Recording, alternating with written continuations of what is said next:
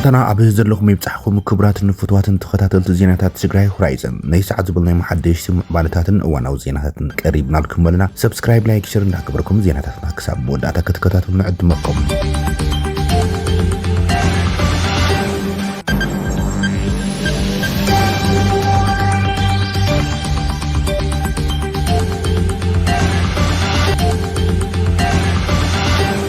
أبي كيح بحري قعزاز نبرا مراكب صعنت ندادي تعاقيتن اتن مراكب أبي قعزوت بحري اندهالوا بحيلات عطقات حوتيم ندحريت كملسا كمستقبرة قديس ألام اتن أبي كيح بحري قعزاز نبرا زي تتعاري ندادي صعنا سلسة تانكرات مراكب السعود عرب مخانن دحري متأنقاط حوتين ندحري تمليسن ويدما يوترن جيران تباهيلن زلوان نهاجرات تشاينان هندن ندادي صعنن يقعزاز نبرا استبهلا اتن سلسة مراكب صعنت ندادي زي حلف سلفسوين عبق إح بحريم ندحريت كملسا بمقبار دحري متنقطع مس إيران استسلفوا حيلتات ميليشيا حوتي يمن عب عف بحر يمن كاب موقع ناب كانال سويز جزءن نكملسا غيرم زلو تباهيل زلام اتن بنايتن مراكب زين لونغ يانغ رودسن امازون زمص زلو لوطي انفتيعو نتبسنكم اصامص ابو هرمز زمص حصرت عب عالماوي عداغات ساعات كغادو زخل عبي مسمر مراكب كالاي كانقف زخل كم زخونه يتغليصم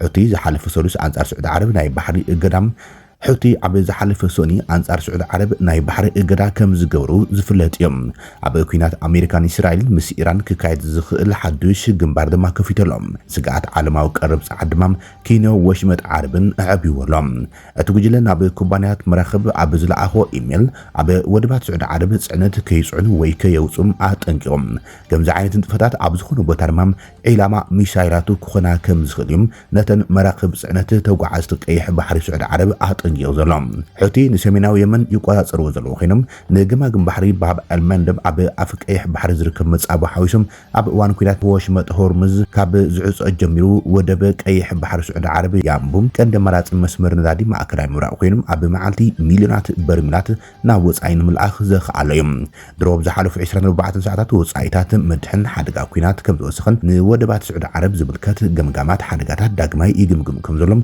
منجتات اندستري مدحن مالسلس حابيرم يوصب رويترز ناب ودبات سعود عرب زديبا مراخب قيح بحر محلاف داغماي كحسبان زتحصاصف ناي مقلال شغمتات متغبار كحسبالون يمكرا زبلم كوبانياتات صتا بحر بيطانيا امبريم ناب ودبات سعود عرب زديبا مراخب ابلعل حادغا كم زلوا اطنقلم زحالف سوني اب يامبو 2 مليون برميل زيت تصاري نادي سعود عرب مصعن زازمت ازيا عباي زيت تصاري نادي زعنت مركب شين لونغ يانغ فلمانا بچاينا مخاد كاب قيح بحري كتوص ابو غعزز نبرت خوينام انتخنا بمطنقه تحوت سيبم يوترن بمغبار ناب دحريت كتملس ويدما ناب سويز كانن كمستعصفتيو اتو زينا حبير زلام اتا نهندي اساس 700 شح براميل زيت تصاري دادي سعود عرب زعنس نشتو تانكور رودسون بتماسالي زحالف سونيم نسويز كانل كاب مصاب المندبر ندحريت كتملس كمستغبر يتغليص زلام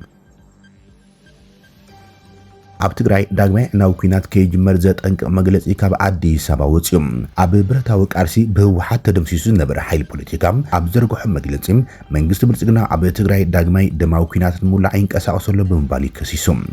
ምክትል አብ ወንበር ህወሓት አቶ አማኒላ አሰፋ ድማም ንመግለጽ ኢሃፓ ተኻላኺል ንኢድን ገሮ ተጋሩ አብ ማህበራዊ መራኸቢታት ኢሃፓ አብ ጆኖሳይዳው ኩናት ክልሽን 13 አብ ልዕል ትግራይ እንትጅመር መግለጽ ሓጎስም ደገፈን ንሰራዊት ምክልኻል ኢትዮጵያ ዘውጽ نبرم حزي انتاي ترخيبيو حد وغناو مجلسي نهو حد دقيفو زرقيح نابلو تاريخ انتو العلن انتو وقصوان ترائميم يخون بر مكتل عبون بر هو حات اطاماني العاسف فاقن نزي تخالا خيل اللام تمالي تسر حزب تقراي قوام حيوز نبرا ايحابا لومي زلو مبقس مخنياتي حالوام بس تقراي انتو قن كم تمالي خا صلاعي زي تخون إلو حرق زبل تقراوي كفلت قلو سلا زيد الامبر كم زغبرو زلو مخنيات حزي نسونا تنايت مالي ناي احابا قوام اتي سلا زلو يبل امانيل ازي سب احابا تغاغي نيرو زي كن زبل زلس اتي نايت مالي ناي احابا قوام ايو تخكل نيرو يزول سلام نزي دما احابا كاب تسحتت نتوص نسو متكاتا كوينم زات زلو زبل امانيل بخمزي زبل تحساسبا نغدو اندرغاچوم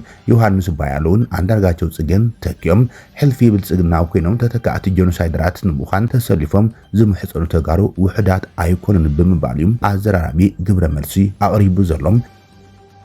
ስርዓት ብልጽግና ንምውጋድ ምስ ሓይላት ጽምዶ ተዋይዱ ብቁርጸኝነት ይሰርሕ ከም ዘሎ ህወሓት ኣፍሊጦም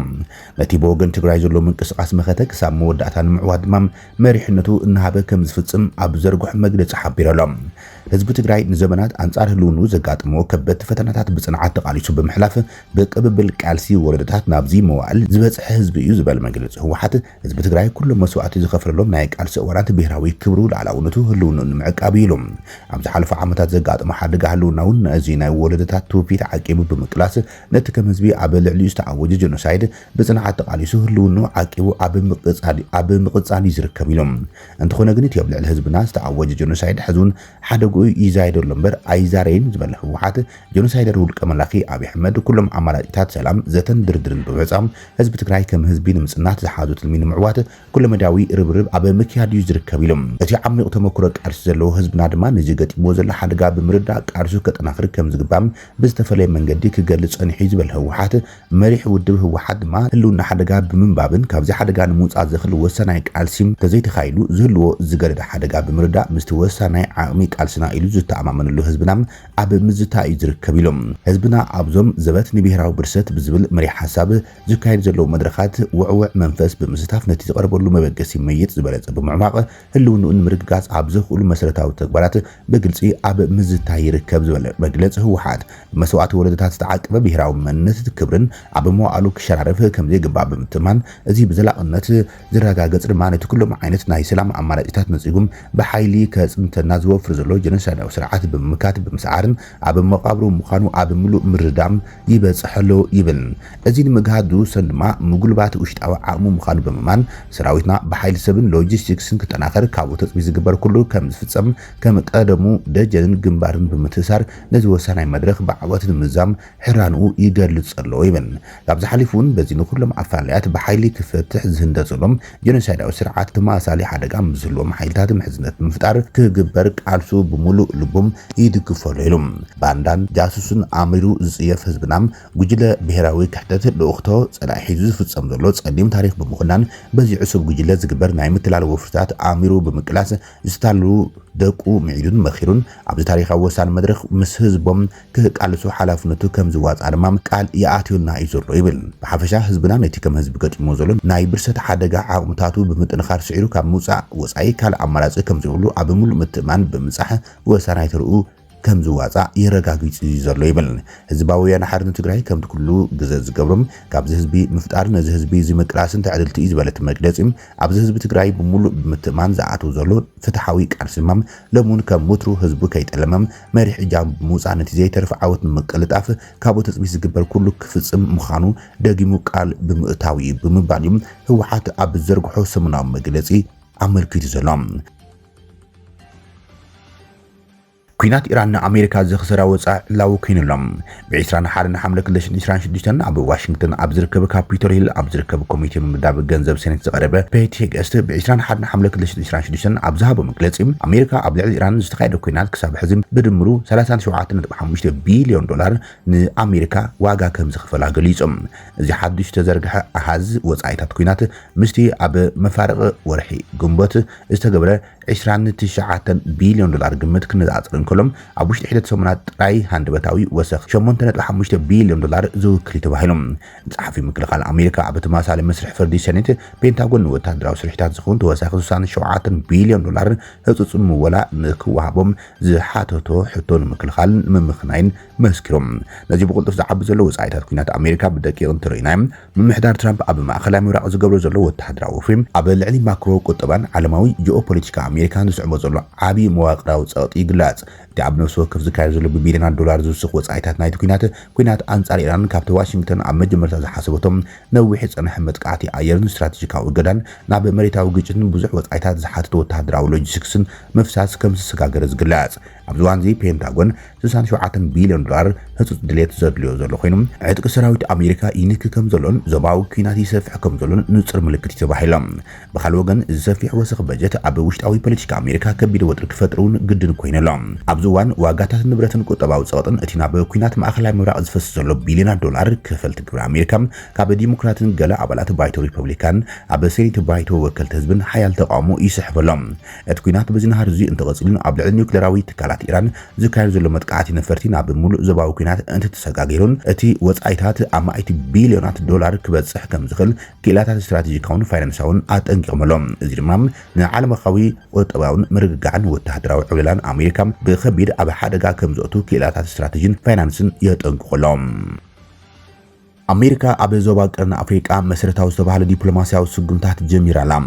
ልኡኽ ፕሬዚደንት ትራምፕ ንኣፍሪቃን ሃገራት ዓረብን ማሳድ ቡሎስ ኣብ ዝሓለፈ ሰሙን ኣብ ግብፂ ካይሮ ዝገብሩ ኣኼባታት ኣብ ቀርኒ ኣፍሪቃን ቀይሕ ባሕርን መሰረታዊ ለውጢ ንምምጻም ዝዓለመ ምዃኑ ዲፕሎማስያዊ ምንጭታት ኣረድዮም ቡሎስ ንቐንዲ መሓዛ ፕሬዚደንት ሱዳን ጀነራል ዓብድልፈታሕ አልቡርሃን ዝኾና ካይሮን ኣስመራን ብሓደ ዘዘራረብ ኮይኑ እቲ ሱዳናዊ ኣዛዚ ሰራዊትን ፕሬዚደንት ብኳድ ዝተዳለወ ሰነድ ስምምዕ ምቁራጽ ተጻብኦ ኣብ ሱዳን ኣብ ዝሓፀረ እዋን ክቕበል ነጊርዎን ኣሎም أقدموا جنرال البرهان أبا أسمرات وقاعدين بريزيدنت إيساياس تراكيب وزتزارة بخينم أبا صباحيتو إيساياس نمنيسر قدات وصعيم عثمان صالح ناب كايرو لإخم كابا قداي سودان بتوساقي محسار بولس أبا قداي وطر إثيوبيان إيرسان جبسن مالتون كايح بحرن قد بحداسن كم ززارة زملكتو تمنجتات ديبلوماسيم واشنطن أسمرا أبا قدات إثيوبيا إذا كاب محاسكة قطبن تدقفهم عطوات حيلتات تهاجرون دو كتبلن قزعتها حادنتان لعلاونتان كخبر أبا قداي كايح بحري بوغن إثيوبيا زلعلو قداتون بحبراوي مردان عالم لخاوي حقي كمون لا ونتن استدرك مخان بمسمار أمريكا أبز قداي نصر مرقز مخان أبو سودان مسرحتن حقرات مالتون قاعد زبهلا كعوت أسمرا كتحجز ركب أمريكان إيران زيادة كتناخر وحسنت كإح بحرن متحبار لمعاتن كعبن زبل تزراري بميبل تحبريتام أسمرا ما بغندو لعلاونتا كخبر سبمعنة الجريس تفزع مكون كإح بحري حبراوي مرد أسمسرتن لعلاونة الزخبران كخون أمريكا قداء كتسعوت كمزولا عثمان صالح نما سعد بولوس كمزنقرأي تسميع زلام اتا أمريكا وأمباسادر أبو قدام ياباي زولا أفعلاي አዲስን ካይሮን እውን ብትኩረት ይስራሓሉ ከም ዘሎ የተሓበሬታ አመልኪቶም እቲ አምባሳደር ኣብ ዝቀረባ መዓልታት ድማ ናብ ኢትዮጵያ አዲስ አበባ ተጓዒዙ ምስ መራሕቲ ሃገር ክራኸብ ይተባሂሎም ኣሜሪካ ምስ ግብፂ ዘለዋ ርክብ ስዒቡ ኩናት ሱዳን መዕለበ ክረክብ ኣብ መንጎ ኢትዮጵያን ኤርትራን ዘሎ ውጥሪ ናብ ግጭት ከይምርሕ ድርድር ክካይድን መንግስቲ ኢትዮጵያ ውሽጣዊ ጉዳያቱ ባዕሉ ክወድእን ዝብሉ መደባት ከም ዘሎ ዘመልክቱቶም ምንጭታት ዜና ንዞባ ቀርኒ ኣፍሪቃን ቀይሕ ባሕርን ዝህቡ ኩነጥፈታት ከይግበሮም ኣጠንቂቑ ማሳድ ቡሎስ ይብሎም ብቐንዱ ድማ ኣሜሪካ ኣብ መስመር ሆርሙዝ ዝተፈጠረ ቁልላዊ ሕዚ ድማ بإيران بزحجزو حيلات حوتين متصابو ببرمان دبون نابا كبير سقات عودي قمو بمهلوم بفلاي إيرترا عبي تخرط واشنطن توهيبو والو يبلو እቶም ምንጭታት ዜና እዚ ድማ ነትሕዝሎ ኣሰላልፋ ሓይልታት ዝተዞባ ብመሰረቱም ከገላብጦ ከም ዝኽእል ግምቶም ይገልጸሎም እዚ ከም ዚልን ከሉ ዋና ኣዛዚ ሓይልታት ምክልኻል ሱዳን ፕሬዚደንት ባይቶል ኣላው ስግግርን ጀነራል ዓብዱልፈታሕ አልቡርሃን ምስቲ ኣብቲ ሃገር ዝካየድ ዘሎ ኩናት ሕድሕድ መሓዙን ቀንዲ ደጋፊኡ ኮይኑ ዝጸንሐ ፕሬዚደንት ኤርትራ ኢሳያስ ኣፈወርቂ ዘሎ ምትሕጋዝን ንምግላጽን ኣብ እዋናዊ ምዕባለታት ምዝራብን ኣብ ኣስመራ ሓፂር ዑደት ከም ዝገበረ ዝዝከር እዮም እዚ ኣብ መንጎ ክልቲኦም ወገናት ዝተኻየደ ላዕለዋይ ደረጃ ርክብ ሰራዊት ሱዳን መሻርክቱ ነታ ብስትራቴጂካዊ ኣገዳስን ዘለዋ ከተማ ክሩመክ ካብ ሓይሊ ቁልጥፍ ደገፍ RSFን መሓዙ ህዝባዊ ምንቅስቃስ ሓርነት ሱዳን ሰሜንን ድሕሪ ምምንዝዐምዮም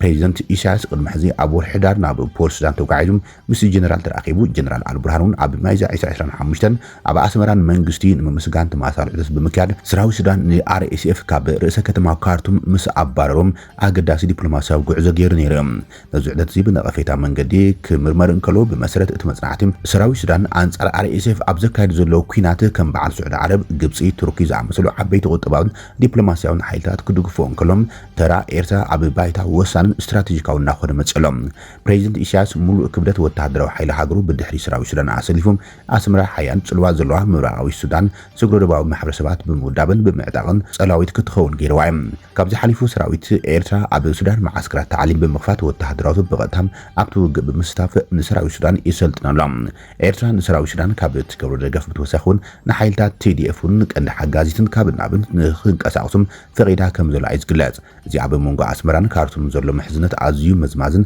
ዘይርጉዕን ምዃኑ ተንተንቲ ፖለቲካ ይገልጾም ቅድሚ 3 ዓመት ብስንኪ መሪድ ጽልኢ ኤርትራ ኣብ ልዕሊ ህወሓት ምስ መንግስቲ ኢትዮጵያ ዘለዋ ናይ ሰናይ ዝምድናን ፕሬዚደንት ኢሳያስ ሰራዊት ሱዳን ንህወሓት ከድግፍ እዩ ብዝብል ስክፍታ ምስ ጀነራል አልቡርሃን ተጋጭም ምስ ሓይልታት RSF ተሰሊፉ ከም ዝነበረ ዝዝከር እዮም ይኹን እምበር ድሕሪ ስምምዕነት ፕሪቶሪያ ግን መንግስቲ ኤርትራ ምስ መንግስቲ ኢትዮጵያ ብዛዕባ ውዕላት ኩናት ትግራይ ዘይ ምርዶ ሲዕቦም ፕሬዚደንት ኢሳያስ ምስራዊ ሱዳን ክውግን ስትራቴጂካዊ ውሳኔ ወሲኖም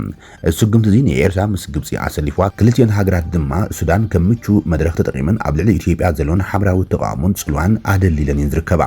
ኣስመራ ጽምዶ ዝበሃል ጸረ መንግስቲ ኢትዮጵያ ግንባር ትመርሕ ዘላ ኮይና ብፍቃዳ ድማ ኣብ ክልል ኣምሓራን ኦሮሚያን ዝንቀሳቀሱ ዓመጽቱን ኣዋሃይዳ ኣጽዋር ተቅርብ ከም ዘላ ዝተፈላለዩ ጸብጸባት ይወጽዮም ይኹን እምበር እዚ ኤርትራ ስትራቴጂካዊ ስሌት ሕዚ ብስንክቲ ብመንግስቲ አሜሪካ ዝስፋሕፍሑ ዘሎ ሓዱሽ ጻዓታት ሰላም ኣብ ዞባ ቀርኒ ኣፍሪካን ቀይሕ ባህርን ከቢድ ስጋኣት ይፈጢሩላ ዝርከብ ላዕለዋይ ኣማኻሪ ጉዳያት ዓረብን ኣፍሪካን ኣሜሪካ ቶማስ ቡሎስ ብመንገዲ ኳርስ ኣቢሉ ኣብ ሱዳን ተኽሲ ደው ንምባል ኣብ ዝገብሮ ዘሎ ጻዕሪም ኣገደሲ ምዕባለታትን ከም ዝረአይ ግለጽ ዘሎም ኣብ ሱዳን ይኹን ስምምዕነት ምቁራጽ ተኽሲ ወይ ስምምዕ ሰላም ዞባዊ ስሌታት ፕሬዚደንት ኢሳያስ አፈወርቂ ሙሉእ ብሙሉእ ከዳኽሞ ከም ዝኽልን ምክንያቱ ምቕጻለት ኩናት ንኣስመራን ካይሮን ሱዳን ከም መሳርሒ ዝጠቕመነትን ኣዝየን ዘይርጓዓት ዝበሃላ ክልላት ቤንሻንጉል ጉሙዝ ከምኡን ምዕራብ ትግራይ ገይረን ክዕውትኦ ዝሓስብዎ ጸቕጢ ዘፍሽል ከም ዝኾኖም ዝምግቱ ወገናት ኣለዉ እዮም በዚ መሰረት ጉዳይ ፖለቲካዊ ምዕባላት ኢትዮጵያ ኣብ ኣኼባ ፕሬዚደንት ኢሳያስን ጀነራል አልቡርሃን ኣብ ኣስመራ ዓብይ ኣካል ኣጀንዳ ከም ዝነበረ ተገሊጹ ዘሎ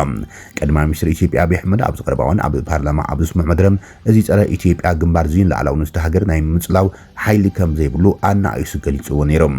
ኣብይ ኣብ ሓይሊ ምክልኻሉ ልዕል እምነት ከም ዘሎ ብምግላጽ ኣብ ትግራይ ዝካየዶም ዘሎ መጥቃዕታት ድሮን ከምኡን ሰላሕታዊ ክልከላታት ማሕበራዊ ኢኮኖሚያዊ ኣገልግሎት ሓሊፎም ኣብ ትግራይ ቅሉዕ ወተሃደራዊ ስጉምቲም ንኸይጅምር ከበድቲ ስግኣታት እዮም ዝቐርቡ ዘሎም